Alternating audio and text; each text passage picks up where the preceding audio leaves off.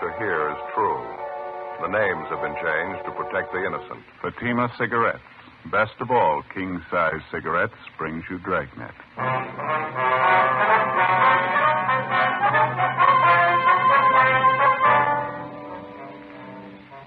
You're a detective sergeant. You're assigned a robbery detail. An unidentified armed bandit starts a campaign of jewelry store holdups in your city. The robberies are carefully planned, carefully executed. The bandit commits brutal attacks on each of the victims. Your job? Get him. The latest Fatima sales report shows thousands and thousands of king-size cigarette smokers are switching to Fatima. For the month of October, coast-to-coast actual figures show Fatima sales are up 110%, or more than double. Fatima, best of all king-size cigarettes. Definitely the best quality in its class, but the same price as the cigarette you're now smoking. Remember, thousands of Americans are switching to extra mild Fatima. Next time, insist on the best king-size Fatima in the distinctive golden yellow package.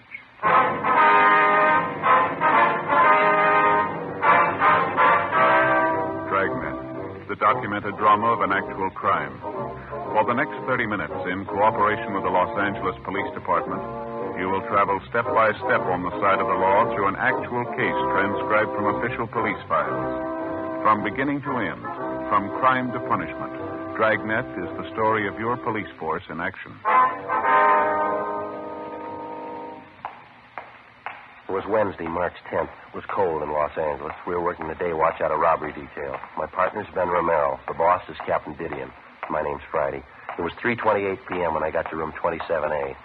Robbery detail. Joe? Yeah, Ben. Joe, this is Mr. and Mrs. Gordon. Folks would like to have you meet my partner, Sergeant Friday. How do you do? We're glad to know you. How are you, Sergeant? Mrs. Gordon, are you feeling any better now? Qu'est-ce qu'il a dit, Robert? Il veut savoir comment tu te sens. Raconte-leur ce que tu sais de base. She's a lot better now, Sergeant, thank you. My French isn't very good, but it's a lot better than her English. Cecile's only been over here a couple of weeks. I met her when I was on occupation duty over there. Army, you know. Yeah, I see. Well, we'll try not to keep you long, sir. We got a few questions about the robbery. We think your wife might be able to help us. Well, we'll sure try, Sergeant. Like to help you any way we can. Your wife was the only one in the store besides the clerk at the time of the hold-up. Like to have her tell us everything that happened, if she would, please. Okay. Qu'est-ce qui est arrivé à la bijouterie? Oh, oui, je peux leur dire, j'ai tout vu. She says she saw everything that happened, Sergeant. What would you like to know first? Well, how about the hold-up man, Mr. Gordon? Did your wife get a good look at him? Can she describe him for us? Qu'est-il? Peut-il décrire le voleur? Oh, il portait un veston bleu. C'était un homme aux cheveux bruns, pas trop grands. She says the fellow was wearing a blue coat. He had dark hair. Wasn't a very big man. Mm-hmm. Does she have any idea about how tall he was? Cécile, de quelle taille? C'est-à-dire... costaud. Comme ça. Il viendrait jusqu'à ton épaule. Il pesait environ 80 kilos. She can't say exactly how tall, Sergeant. Said he'd come up to about here on my shoulder, about 5'8", I guess. She thinks maybe he weighed about 170 pounds. She's not sure. Uh-huh. Would you ask her exactly what happened at the store? That is, as much as she can remember. Sure. Cécile, dis-leur exactement ce qui s'est passé.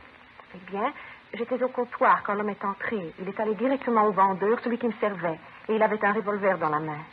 Well, she says she was standing by the counter, Sergeant, when the hold-up man came in. Uh-huh. Says the fellow went over to the clerk, the man who was waiting on her. Says the fellow had a gun in his hand. Would you ask her to go on, please? Et après, Cécile? Il a forcé le vendeur à lui donner tous les bijoux et les a mis dans un sac de papier. She says the hold-up man made the clerk get up the jewelry. The guy took it and dumped it in a paper bag. Cécile, et après? Puis, sans raison, après avoir obtenu tous les bijoux, il s'est mis à battre le vendeur avec le revolver. C'était terrible, terrible. J'ai commencé à crier, puis il m'a battu. C'est tout dont je me souviens. C'était terrible. Well, after he got all this jewelry in the paper bag, the thief began beating up on the clerk. She says for no reason at all, he began slugging the clerk with a gun he was carrying. Really got nasty with him. Naturally, it scared the wife, and she let out a scream. He turned around and hit her. She says that's all she remembers. Sure like to get my hands on that lousy punk. Yeah, I understand how you feel, Mr. Gordon. Could you ask your wife if there's anything else about the hold-up man she remembers? Cécile, te rappelles-tu d'autres choses à propos de cet homme? Avait-il quelque chose d'extraordinaire? Non, non, Robert. Well, that's about it, Sergeant. Well, how about the man's clothes? Does she remember anything else he was wearing besides that blue jacket? Et le reste de ses vêtements, et par le veston bleu, t'en rappelles-tu? Non. Je crois qu'il avait un pantalon foncé, mais je ne me rappelle pas d'autre chose. J'avais trop peur. She thinks maybe he had on dark trousers. She's not sure, though, since she was too scared to notice. Cécile, portait-il un chapeau? Oh non, il n'avait pas de chapeau. I asked her if he was wearing a hat. She said no, she's sure of that. I see. Well, is there anything else that she can remember about him? Anything at all? Y a-t-il autre chose que la police devrait savoir? Non, je leur ai tout dit. C'est tout dont je me souviens. No, you got it all, Sergeant. Well, thank you very much, Mr. Gordon, Mrs. Gordon. Je comprends pas. Je comprends pas. How's that, ma'am? Cécile? Je comprends pas pourquoi un homme ferait une chose pareille. Je comprends pas. She says she can't understand how a man would do such a thing. She means how he cut up the clerk that way. Yes. Je comprends pas. So hard for her, she just can't understand.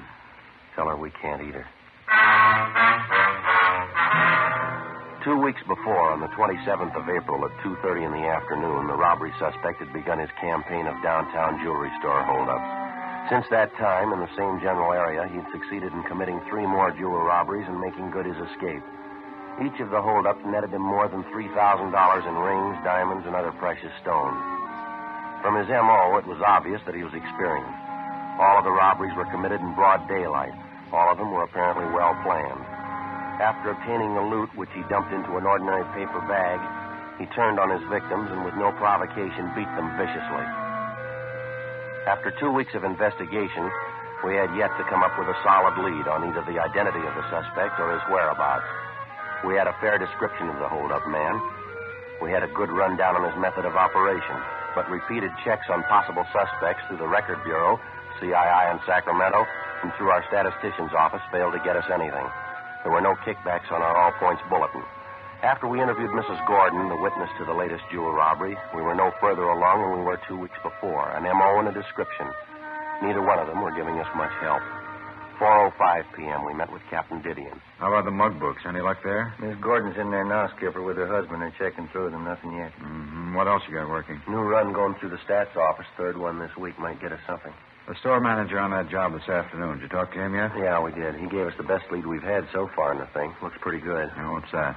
Well, we had him checking the mug books, and he came up with a partial identification from one of them, San Quentin release. No. Jack Maynard. He's only been arrested once here, drunk charge. He's done time up at Q for robbery before. Ben and I pulled a package on him. We figure he ought to still be serving time at Quentin. Couldn't tell from his record, though. How's that? Well, it's possible he might have been paroled in the last month or so. That'd put him in line for these holdups. Mm-hmm. You check Quentin? We got off the teletype to the warden's office late this morning, Skipper. We'll have an answer pretty soon. Best lead we've had so far. I hope it stands up. Excuse me. Robbery, Didion. Yeah? Oh, yeah, Matthews. Uh-huh. No, you and McCaleb stay on it. Yeah, that's right. Over the weekend, anyway. Yeah, right. Goodbye. Well, what's the answer? He's had 3 weeks. He's cleared 4 jobs, every one of them in broad daylight. More than $10,000 worth of stuff. Now, how do we reach him? How about some extra manpower, Skipper? Can we manage it? What do you got in mind? Stakeout seems to be the best angle for us with this kind of a setup. How many teams you figure it'll take? Oh, a dozen anyhow. You figure that, Joe? Yeah, just about. The thief seems to be concentrating on the downtown area. All 4 holdups were in the same general neighborhood within a 20-block radius. Mm-hmm. We can't cover all the jewelry stores with a dozen teams. It'll give us pretty good coverage, though. Sure help our chances. Mm-hmm. You checked out all the other angles, huh? Everything. Not doing us much good. Robbery, Didion. Yeah, just a minute. You, Friday. Oh, thanks. Yeah, Friday talking. Yeah, that's right. Mm-hmm. That's so. No, we'll pick it up. Thank you.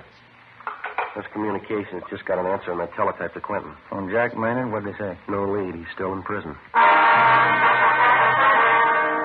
We went back and started again from the beginning. With our best lead gone, there wasn't any alternative. The following day, Thursday, March 11th, the stakeouts went into effect. A dozen jewelry stores in the immediate downtown area, all of them potential holdup victims, were placed under constant surveillance.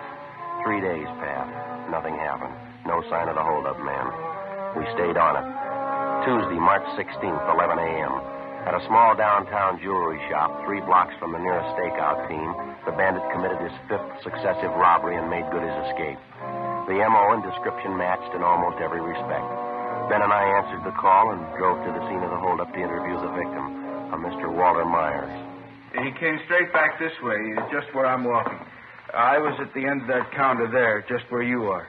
He had a brown paper bag in one hand, and it was just a couple of feet from me. He put his other hand in his coat pocket, and he came up with a gun, pointed it right at me. Store was empty at the time, sir? No customers around? Yeah, that's right. Just myself and my son-in-law, Herb, in the back room. I guess he heard this thief talking to me, and he came out to see what it was all about. That's when the fireworks started. And what happened? Well, he made Herb line up along the counter right next to me. By this time, he had all the loot he wanted in that paper bag he was carrying. Just when I thought he was going to leave, he turned around. All of a sudden, he said to Herb, "You think you're a smart guy, don't you?" Then he slugged Herb with the gun. Brought it right down on the side of his head, all his might. That's when the fight started, is that right? Just about, yeah. Herb fell down on one knee. There was a great big gash on the side of his face. Even when he was down, the thief kept slugging Herb, kept pounding him in the face with that gun. Herb wasn't doing anything. I got good and sore. What happened then? Well, I didn't care what happened. I just got sore at the lousy crook. I made a dive for him, grabbed him around the chest. Here, something like this. Yeah, I see. The two of us went down on the floor, and I wrestled him for the gun. That's when it went off. A wild shot. Plowed right into the wall over there. Herb picked himself up and piled on the guy, too. I guess the crook really must have figured he was through, fought like a wild man. I had a good hold of the top coat he had on, but he slipped right out of it. He grabbed his gun and the paper bag and ran out of the store, left me there holding an empty coat. And this is the coat he was wearing right here, is that right? Yeah, that's it. You can see one of the sleeves there. He almost ripped it clean off trying to get away. Yeah, I see. I already looked through the pockets. Nothing in them. Now, how about this description of the man, Mr. Myers? You're pretty sure of that, are you? Yeah, I'm positive, Sergeant. Ben, you want to call the crime lab? There's a phone booth right over there. You mind? Oh, yeah, thanks. I wonder if I could check that spot where the bullet hit Mr. Myers, that wild shot he fired. Oh, yeah. Right over here, Sergeant. Fine. Back of the cash register. Yeah. Bedded in there pretty solid. You're lucky it was the wall, not one of us. Say, I got a pocket knife here if you want to dig it out. No, sir. We've got a crew on the way out from our crime lab, ballistics men. They'll take care of it. I would like to take another look at that top coat, the one the thief was wearing. Oh, yeah, sure. I had already looked it over pretty good. Nothing in the pockets. Couldn't find anything. Here. All right, sir. Just an ordinary top coat, isn't it? There's no label on it. No, you're right. There's nothing in the pockets. What is it? Did you find something? Well, no, sir. It feels like a hole in the pocket here. Good sized one. Joe? Yeah. Crime lab's on the way. Should be here in a couple of minutes. Okay, fine. Anything at all in the coat? Oh, I don't know here. Seems to be a hole in this pocket here. It's possible something might have dropped down into the lining of the coat, maybe. Here, let me hold out that end for you. All right, thank you. Let me hold it up a little. That's fine, right Like there. this? Yeah. Yeah, it feels like something down in here. What is it? Hey, just a minute. I get my hand down in there. See if I can get it. Yeah. Here we are. A scrap of paper. Some writing on it. What is it, Joe? Telephone number. The phone number printed neatly on the scrap of paper was Crestview 92085. There were no other notations. We checked out the number and found that the telephone was installed at 6414 Cordova Drive in the Los Feliz district. After the crime lab crew arrived at the store, Ben and I took the bandit's top coat and drove to the address listed for the phone number, a 12-unit apartment house on the corner of Franklin Avenue and Fairfax. The number turned out to be a public phone booth located in the lobby of the apartment. The manager could tell us nothing. We began checking with the tenants on the first floor of the building. We gave them the description of the jewelry store bandit. We showed them the top coat. They failed to recognize either one. We started on the second floor at the end of the hall. The tenant was a Mrs. Iverson. Do you recognize the description at all, Miss Iverson? Mean anything to you? Yes. I'd say it did, Sergeant. Have you tried the apartment next door, Miss King's apartment? Oh, no, ma'am. Why do you ask that? Yes. I'm almost sure of it. Ma'am? I've seen a man who looks like this go in there several times.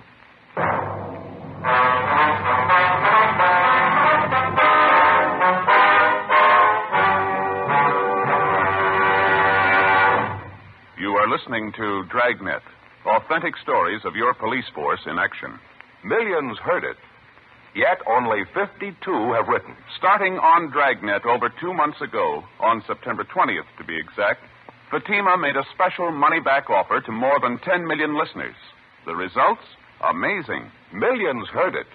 Yet only 52 have written. If you smoke king-size cigarettes, listen to Fatima's famous offer. Buy a pack of Fatimas. Enjoy their extra mildness and superbly blended tobaccos. If you're not convinced Fatima is better than the king-size cigarette you're now smoking, just return the pack and the unsmoked Fatimas before January 1st, and we'll give you your money back plus postage. Fatima, Box 37, New York 1. Fatima's latest sales report shows Fatima sales up in every state in America. The month of October, coast to coast, actual figures show Fatima sales up 110%, or more than double.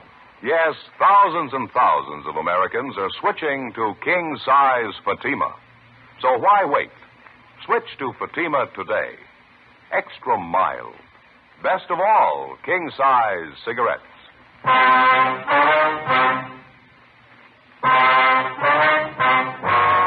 March 16th, Tuesday, 2:48 p.m. Ben and I went next door to the apartment where a man answering the description of the jewelry store bandit reportedly had been seen several times. We rang, but there was no answer. We went back and checked with the manager of the building, who told us that the apartment was registered to a Miss Lenore King. He told us that as far as he knew, Miss King worked during the day and that she usually returned to her apartment between 7 and 8 o'clock at night. The manager gave us the address of the place she worked, and we checked it out. It was an exclusive gift shop on La Cienega Boulevard in West Hollywood. We located Lenore King back at the main packing desk where she was employed as a gift wrapper. When we put the question to her that a man answering the description of the jewelry store bandit had been seen visiting her, she readily admitted it. Yes, that's right. I'd say he looks just like that. He drops by my apartment 4 or 5 times a month. His name's Marty. What's his last name, Miss King? Where can we find him? I'm sorry, I never did know his last name. I'm afraid I don't know where you can find him either. Well, how's that, Miss King? He visits you quite a bit. He's a friend of yours, isn't he? Not exactly. I know him. That's about all. He's a friend of a friend. It's more like that. Uh-huh. Excuse me. Sure. I'm sorry. This package has a rush on it. I'll have to wrap it now. Do you mind? No, ma'am. You go right ahead. About this man, Marty, Miss King, you mind explaining a little more? If you don't know him well, why should he visit you so often? Well, to tell you the truth, it's more of a favor than anything. It's for Virginia. She's my girlfriend. Uh-huh. And I wish I never got mixed up in it to begin with. Well, how do you mean, mixed up in what? Well, it's confidential, Sergeant. I'd just as soon not mention it if you don't mind. Well, I'd like to have you tell us everything you know about it. It's a pretty important matter, ma'am. Well, I don't know really how it started. I mean, how the two of them got together, Marty and Virginia. They just met, I suppose. Virginia fell in love with him. She had to find some way out. How's that? Virginia, she was crazy about Marty. I guess she still is. They didn't want to get all involved, though, neither one of them. It's romantic in a way. Could I have the scissors there, Sergeant? Yes, here you go. Well, what two of them want is to see each other once a week. It's enough for Virginia, she says. She loves him, and that's all that counts. She doesn't want to know where Marty lives, what he does, anything about him, and I guess the same goes for Marty. I see. So the two of them get in touch with each other through you, is that it? That's right. Usually once a week, maybe once every 2 weeks. I'd just as soon not talk about it if you don't mind, though. I can give you Virginia's address. She can tell you more about Marty than I can. You have no idea where we can locate the man, sir? I'm sorry, none at all. The only contact I have is when Marty phones me or when he comes around. He leaves a message for Virginia where to meet him and when, and then he leaves. I really think you ought to talk to Virginia about it. Uh-huh. Here we are. One thing I don't quite understand, ma'am. Yes? This girlfriend of yours, Virginia, you say she's in love with this fellow Marty? Oh, yeah, crazy about him. And why are they playing this hide and seek? If they're in love, why don't they come out and get married? What's the problem? Virginia. What? She's already married. Before we left Lenore King, we advised her what the situation was. In the event the suspect, Marty, contacted her, she was to get in touch with us immediately. She gave us her promise that she wouldn't disclose our conversation with her. We left her our card, and she gave us the address of her girlfriend, Virginia Brewer. It was a South Argyle Street address, but Mrs. Brewer wasn't at home. 8:15 p.m. We drove to her place of employment, a Valley nightclub out along Ventura Boulevard, where she was appearing in the floor show. She was a dancer. We located her backstage, waiting to go on. You must have some other girl in mind, officer. I don't know anyone by the name of Marty. You sure about that, Miss Brewer? We got it from a pretty good source. Well, I'm sure I don't know where you got it, but it's wrong. The name isn't familiar at all. Who told you this, anyway? Close friend of yours, ma'am. She seemed to know what she was talking about. Who was it? I got a right to know that. Lenore King. Lenore? Why should she tell you a story like that? We wouldn't know, ma'am, unless it's the truth. Of course it's not the truth. I don't know any Marty. I don't even know what this is all about. Well, she says you know the man, Mrs. Brewer. She says you're in love with him. She seemed to have all the details. Now, is there any good reason why she'd tell lies about you? I don't know. You believe what she told you? Yes, ma'am, we do, unless you can prove it's a lie. I'm sorry. That's my introduction. I have to go on. All right, ma'am. We'll wait.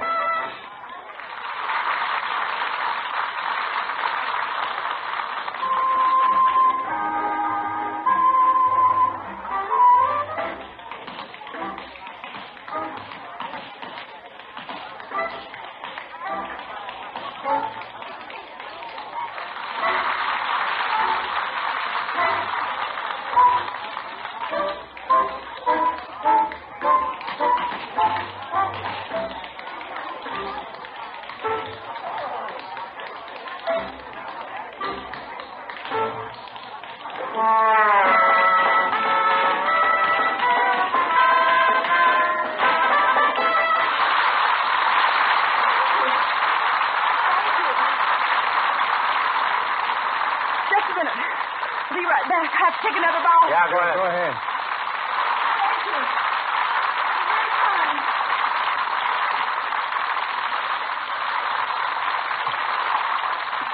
You want to come back here, officers? Dressing room? We can talk there. All right, fine. In here. Thank you. Well, I suppose there isn't any point in trying to cover it over. Only one thing I'd like to ask you. Yes, ma'am? My husband doesn't have to know, does he? I mean, whatever there is to this. You don't have to tell the papers, do you? You can keep it quiet. Well, whatever you tell us will be strictly confidential, ma'am. All right. I know Marty. I've known him for 6 months. Lenore wasn't lying. I'm in love with him. Well, we're not prying into your personal life, Miss Brewer. We just like to locate this man, Marty, that's all. It's pretty important to us. Why is it important? Why do you want him? Robbery investigation, ma'am. We'd like to get hold of him for an interview. Robbery? Think Marty's done something? Is that why you want him? We're not sure. Do you have any idea where we can find him? No, no more than Lenore. I guess she told you about it. I mean, Marty and I, how it's been. You have no idea where he stays, where he works? No, I don't. It's been that way from the beginning. Lenore knows as much about that as I do. Only one way I can get in touch with him, and that's when he leaves a message at Lenore's, or I leave a message. When we first met, Marty and I, that's the way we both wanted it. He didn't want to get all involved. Because of my husband. I didn't either. Have you seen this Marty lately, Miss Brewer? Yes, about 10 days ago. You expect to see him again soon? Well, I don't know. I suppose so. He'll leave a message with Lenore if he wants me. That's all I can go on. Well, could you leave a message for him with Lenore? Yes, I suppose so. Have to wait till he calls, though. Mm-hmm. Can't you tell me more about it, Sergeant? Why do you want him? What's it about? We're going to have to ask your cooperation, ma'am. Your friend's a robbery suspect. We think he's a pretty good one. Marty? Yes, ma'am. Now, the next time he contacts you, the next time he sets up a date with you, we'd like to know where, we'd like to know when. You think he's guilty? Really think he's done something? Well, he's a suspect, ma'am. That's all we know. I guess Lenore told you. I love him. Love him more than anyone. Won't make any difference. Ma'am? Won't make any difference. I love him. Even if he is guilty, it won't make any difference. It will to him. 8:55 p.m. We continued questioning Virginia Brewer. Before we left, we got her promise that in the event the man known as Marty contacted her, she would notify us immediately. 9:20 p.m. We checked back in at the office and made arrangements to keep the home of Virginia Brewer under constant surveillance, as well as the apartment of her girlfriend, Lenore King.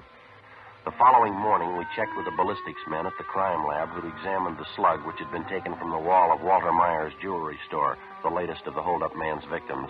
It was identified as having been fired from a .32 caliber revolver. The slug was marked and filed as evidence.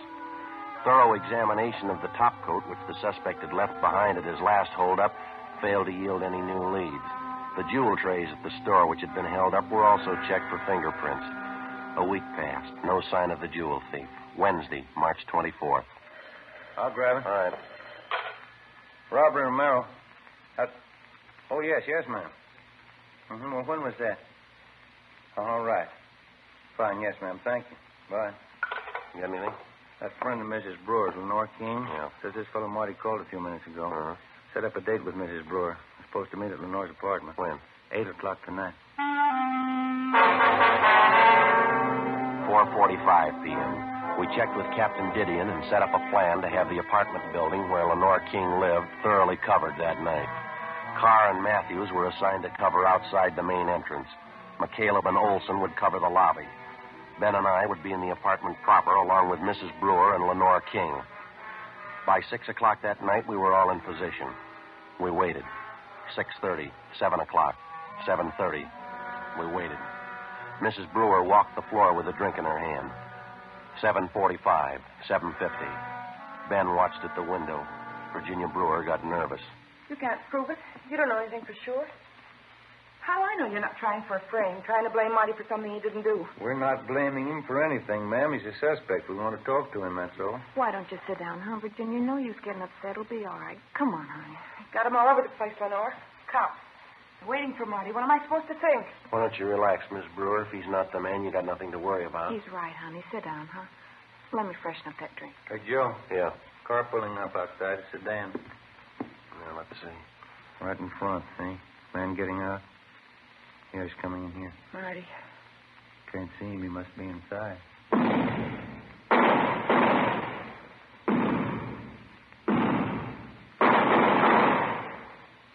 Marty.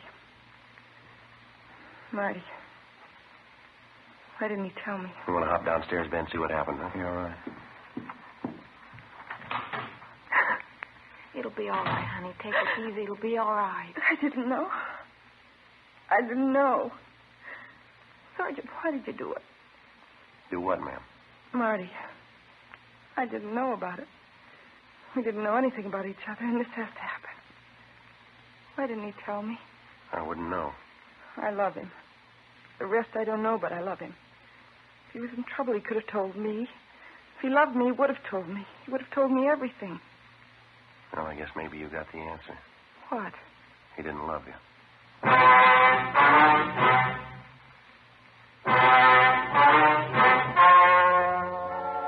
The story you have just heard was true. The names were changed to protect the innocent. On June 29th, trial was held in Superior Court, Department 91, City and County of Los Angeles, State of California. In a moment, the results of that trial. Now, here is our star, Jack Webb. Thank you, George Fenneman. Friends, the man who sells you your Fatimas, your neighborhood cigarette dealer, is a mighty good man to go see during the holiday season. When you drop in, notice Fatima's new poster. It's a reminder that he has Fatimas in smart Christmas cartons. Now, this Christmas season, I'm buying Fatimas for all my friends. I suggest you do the same. You'll be giving the best, and believe me, they'll thank you for introducing them to Fatima quality. It's extra mildness and better flavor and aroma. Remember, ask your dealer for Fatima in the distinctive new Christmas wrapper.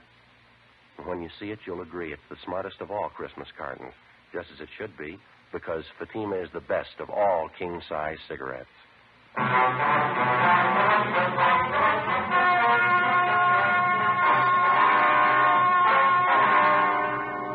The suspect, Martin Arthur Kessington, was wounded, but not fatally, when he attempted to resist arrest. After interrogation, he dictated a signed statement admitting guilt for all 5 of the jewelry store holdups. He was tried and convicted on 5 counts of first-degree robbery and received a sentence as prescribed by law. Robbery in the first degree is punishable by imprisonment in the state penitentiary for a term of 5 years to life.